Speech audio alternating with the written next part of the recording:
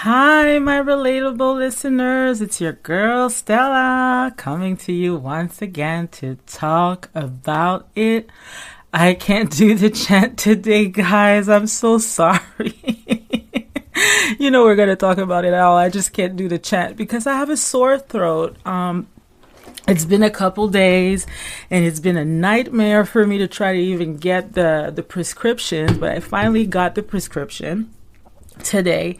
So I have a little bit of a sore throat, and just don't be surprised or if my voice is a little bit raspy today. But we're still going to talk about Jersey because ain't no mountain high enough to keep me from talking about RHONJ, baby. And what a reunion it was, guys. Oh my gosh. What a reunion it was. Before I get into it, I actually have to give the MVP. Obviously, it went to Melissa. Melissa slayed this reunion again. Round two, like I said, last week, Melissa walked in with like heavyweight champion energy. And round one, she was on point. Round two, she definitely came for Teresa. Definitely that reunion. But that's the obvious, right? Melissa, we know she did very good last night. But the MVP, I would have to give it to Andy. I have to be honest, guys. And you guys know, I criticize Andy a lot, okay? I don't always like his ways at the reunion, but I have to say, I'm really happy with Andy's performance last reunion. I know, a lot of people have been saying, he's in trouble with the network. He's not respecting the Housewives. I'm mostly hearing this, from people that are Teresa's super fans, and they're upset because they don't like the way that Andy screamed at Teresa. And I'm not saying that I'm all for the screaming, but listen, it's probably super hard to host a reunion with Jersey because you have Teresa that has a very high-pitched voice when she's mad, and you have Margaret. I remember he did that last year too with Margaret. She's high-pitched too. It's a good thing Margaret was not sitting first chair. And Melissa's really good at keeping her composure. She doesn't really scream that much. She stays calm, cool, calm, and collected. But people, I've seen comments online of people saying, "Oh, why do you scream at women like this with the ladies and all of that?" I'm just listen, sometimes it feels like you're talking to a brick wall, and there were definitely some of them were not acting like ladies, right? So I don't know, I don't know if it's easier said than done. Eventually, after sitting in a chair for 10 plus hours, you kind of want to get through to the bottom of it. And from what I've been hearing, Teresa was definitely, kind of just using the tape because she didn't want all of these things. She was being strategic and using the tape to just scream and interrupt and, have tantrums because she really didn't want the focus to be on Louis, which obviously did happen at some point in time, right? So the MVP for me has to go to Andy Cohen. And I'm sure that Teresa will get over the screaming, just like you got over her, throwing you back into your chair, season 2. So I guess when you get upset, you scream. When she gets upset, she gets violent. So, I'm sure she'll be able to get over that eventually. So, another thing that I wanted to get into, there has been an ex-producer of The Real Housewives of New Jersey. He's not a producer on this franchise anymore. Hasn't been for a long, long time. But this ex-producer has been campaigning and just talking about, Teresa's the queen and Teresa is Jersey and Melissa can go and all of that. And that person has decided that they're going to do reunion recaps on the show. But, and before you guys get mad at me for saying this actually came out of the ex-producer's mouth himself. He said he did not watch the entire season of The Real Housewives of New Jersey, season 13, right? He did not watch the season at all. Maybe just like a few clips and videos that people sent him or things like that, but he has not watched the season. So I'm just saying, why are you doing recaps? It's not fair to the fans. It's not fair. It's not fair to the viewers, because, you know, the viewers of The Real Housewives of New Jersey are extremely invested in this franchise. So you can't say, I'm going to recap the reunion and give us your opinion if you haven't watched the entire season. Go back, do a binge watch, and then talk. Then do a recap. Then give us your opinion. Not before, because, you know, Teresa has some fans out there, like super fans. Some people call them tree huggers. You call them tree tuggers, because some of them do, like, they can get pretty tuggish online if you follow. And Margaret calls them the tree stumps. You have the listeners, you have the Gargamels. Like, you know, you have a lot of people listening and watching this show, taking this shit really seriously. So I'm just saying, you know, for the sake of it all, you can't just be a judge in a case that you haven't tried. So leave it up to us. We've watched this season. We can tell you, because I heard that you think that Danielle is so great. We had a lot of hopes for Danielle when she started the season, but if you had watched, you would know that she wasn't that great this season. She wasn't. She actually kind of made a little bit of a fool of herself. So, just saying. That's my opinion now. Okay, so I have to talk about Jacqueline. Jacqueline and the informant story. Okay, so last week, they stopped with the whole, you know, Andy, I've been talking to Jacqueline, and Jacqueline told me what you and my brother have been doing. Teresa's saying this, looking at Melissa Gorga and saying, Jacqueline has told me what you and my brother have been doing behind my back, and that you put me to jail. Oh my gosh, I can't even believe that we're talking about this again. And it has revived an entire debate online. Everyone is talking about this. You know, the tree huggers are saying, yes, Melissa and Joe are responsible for sending Teresa to jail. And then other people are saying, no, it's not. It's like, honestly, guys, I talked about this extensively last week. I don't feel like talking about it all over again. I think it's pretty clear at this point. And if you choose to ignore the facts, that's on you, really. But when the evidence is presented and it's been available to everyone all of those years, if you refuse to look at it from like a logical perspective, then that's on you. But you can't deny the evidence. And all I'm going to say when it comes to all of this is, before Joe Giudice and Teresa were even on the show, they're already scheming.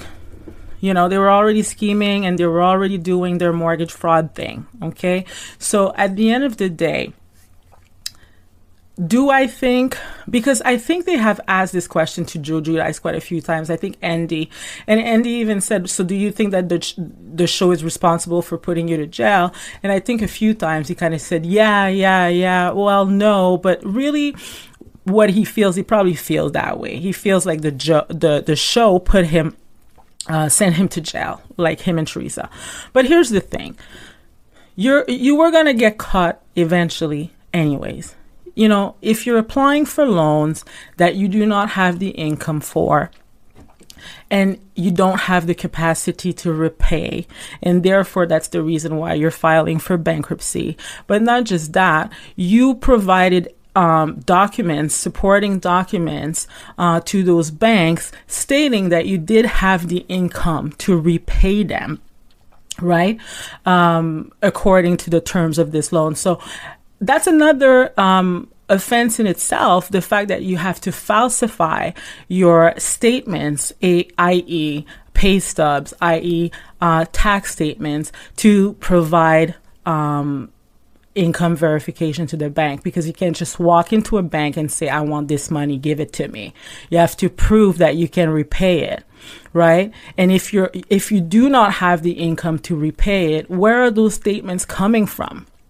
So they had to be falsified.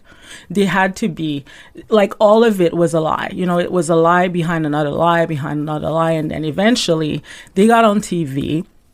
And I'm pretty sure that, you know, first episode, paying like $100,000 worth of furniture with cash was not a smart idea. It wasn't. So, you know, when you do that, like, people didn't know who Joe Giudice and Teresa Giudice were back then, back in 2008 or 2009. I can't remember when the show started, but nobody had heard of them.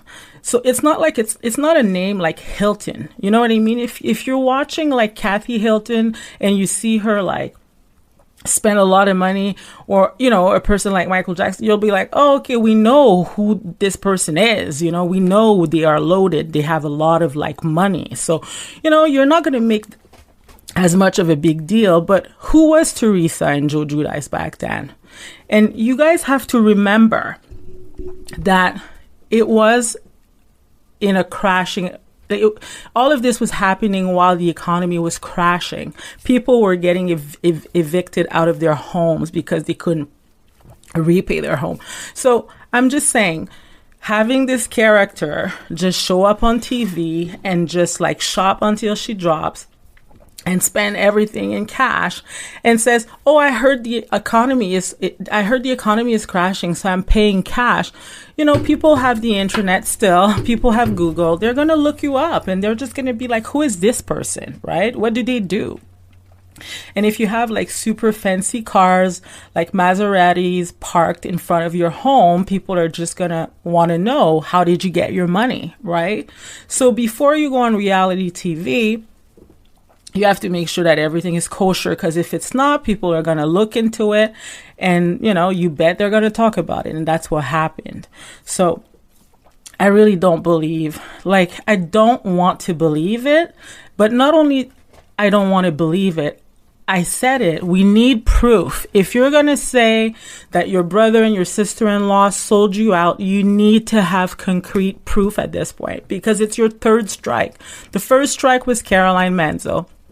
The second strike was Jacqueline, Loretta, and Chris. Now it's going to be Melissa and Joe Gorga. So clearly Teresa doesn't have any evidence, because then when Andy is actually asking her, so do you really think that your brother would do that? She's like, well, you know, they were hanging out. They were hanging out with people that wanted to hurt us, right? That's what she said. So that's not evidence, guys. Like, that's not evidence in itself. Can I say that it's shitty that they did that, if they did that or whatever? Yeah, you know, I could see her point there. But I'm just saying, that's not what put you in jail, Teresa. And I was happy that Melissa said this to her, because that's the truth. She's like, no, dollface, you did mortgage fraud. And even now, Teresa has a hard time admitting that she did anything wrong, because she's like, no, not me, my husband. No, you too, Teresa. You too. There's 33 pages of that indictment. You know, I've read it. And you have some responsibilities that you need to take in there as well. It wasn't all just Joe. I think that Joe, you know, people don't give Joe Giudice a lot of credit, but he's willing to take all of the blame. And to me, I think that it's because he really loves Teresa, but he really took all of the blame for this, right? But Teresa has some responsibility when it comes to it as well. You know, there was like an LLC that was just under her name that she was responsible for and managing, and there was some fraudulent thing happening on that front too. So it's not all just Joe, right? But anyways, guys, I feel like if you enjoy listening to like legal stuff and all of that, because I do, I don't want to talk about this anymore. I'll let the expert do it. You can find them on Spotify. They're called it's a podcast by two lawyers called the Bravo Docket, and you can just go and listen to like the 3-part episode on Joe and Teresa Giudice's legal case. So has been on there for quite some time. For my part, I had already read the indictment a long time ago, but it's good to hear the perspective because they really dive into it. So if you enjoy that type of work, just go and listen to them. But moving on. So I just feel when it comes to the whole rat thing, who was an informant on my case? And then Teresa's like, I spoke to the FBI, who? Like 1-800-FBI, like who did you speak to? Who did you speak to? Do you have these types of connections? It's like, I don't know. It just sounds like a bunch of like odd hair to me. Like, seriously, Teresa, you spoke to the FBI. Where are your pictures? Where is the document? Where is the actual proof? And just because Jennifer is sitting beside you saying, Andy, there is real evidence, it doesn't make it proof. Okay. Jennifer will say anything at this point. And I have an opinion for Jennifer later on, right? But for now, I'm just going to say that doesn't make it proof. The fact that Jennifer just says this, it's like everything is always somebody else's fault. Everything. I didn't invite Melissa's family to it's my brother's fault. It's my brother's fault for not telling me that I shouldn't have done that. Like, it's his fault. It's his fault. Everything is Joe and Melissa's fault. There's like wildfires in Canada right now. Oh, that's Joe and Melissa's fault. And then Andy asked Dolores. And then Dolores, she never has a straight answer. Dolores is always like, I don't want to believe it. I don't want to believe it. Oh, like, do I want to believe that a brother would do that to a sister? No, I don't want to believe. It's like, Dolores, come on. Speak your mind. Tell the truth. Just say far-fetched. There's no proof, Teresa. Your brother did not do this. Your sister-in-law did not do that. Like, I don't know. Like, Dolores, we're going to talk about you too in a bit. And it's not that I have anything against Dolores particularly, but you guys, I've said it many times. Dolores, at this point, like, it's been enough. Like, a lot of seasons she's been on, and honestly, she's just coasting. And I'm just not a fan of her coasting and just, like, getting such high pay for it. It's like, at this point, she might as well just be a friend, right? Just a friend of, and not like a main character on the show, if she doesn't change her ways. So anyways, so then Melissa came ready, because Melissa's like, oh, so what are you trying to say? That Jacqueline is a credible source because, she really loves you. She really loves you. And who knew that Jacqueline and Jackie Goldschneider were speaking? Because, they were never on the show together. So I wouldn't be surprised, to be honest with you, if Jacqueline had reached out to Jackie behind the scenes. Like maybe the first season after Jackie was on, Jackie and Teresa kind of went at it because Jackie kind of checked Teresa. Teresa didn't really like it. So I wouldn't be surprised if Jacqueline had reached out to Jackie at that point to be like, let me tell you how I really feel about this person, right? So on the show, Melissa is reading out loud the comment, the text, and I think they sped it up a little bit, but this is what it said. It said, I know I shouldn't care. That's Jacqueline to Jackie. I know I shouldn't care, but her arrogance, voice, and the fact that she gets away with way too much after being a nasty a-hole bothers me. She actually wrote the real word, okay? She is a low-life trash bucket. She's stupid, but also very calculating. Even with her 2 facelifts, eye lift, nose job, shaved forehead, Botox, fillers, and new boobs, she is still so ugly and thinks she is a goddess. Very mature, Jacqueline. Very mature. Attacking a person on her look. Anyways. LOL. No, I'm not bitter at all. LOL. Every time I see something on her, it irritates me all over again. Obviously, right? She's infamous for being a dumb, classless train wreck. She doesn't get it. And this is the Jacqueline that we know, guys. This is why I don't really like Jacqueline. And I've said this before. She is a train wreck on social media. She is reckless with her mouth. She just reminds me of, I don't even want to compare her to a child because children do not behave in that manner. Like, she is unstable on social media. And it's like, I understand that at that point, and that was last year, she was not happy with Teresa, but this is what I don't like when people do this. It's like, you can state your opinion, you don't have to go after someone's look. You know, their looks, off limit. Just talk about their character. That's all you have to do. You don't have to talk about their looks. The fact that she's doing that is so immature to me. It's irrelevant. And at the end of the day, Joe and Teresa are the ones that are responsible for their legal troubles. But I will add this. I'm not convinced that Melissa and Joe have anything to do with it as much as I am convinced that Jacqueline definitely dabbled in it.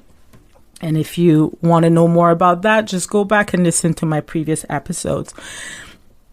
But that's all I'm going to say about this at that point for now.